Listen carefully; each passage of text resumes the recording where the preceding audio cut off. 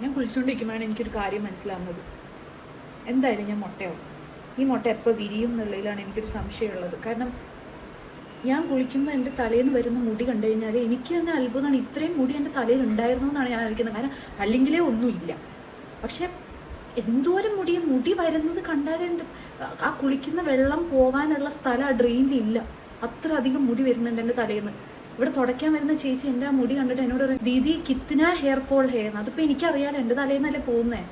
ഈ പെണ്ണുമ്പോൾ എന്നെ ഇടയ്ക്കിടയ്ക്ക് ഇത് പറഞ്ഞ് ഓർമ്മിപ്പിക്കുന്നത് എന്തിനാണെന്ന് എനിക്കറിയില്ല. പക്ഷെ ഹെയർ ഫോൾ എന്ന് പറയുന്നത് ഇത്രയും വലിയൊരു പ്രശ്നമായിരിക്കും. അതും ഞാൻ വിചാരിച്ചത് ഒരു 40-50 വയസ്സാകുമ്പോഴേക്കാണ് നമ്മൾ പെട്ടയാവാൻ. ഇത് എനിക്ക് തോന്നുന്നില്ല. എനിക്ക് 30 വയസ്സാകുമ്പോൾ തന്നെ ഇവിടെ ഒരു വലിയൊരു കിരീടം പോലെ തന്നെ മുട്ടത്തല ആവാൻ സാധ്യതയുണ്ട്.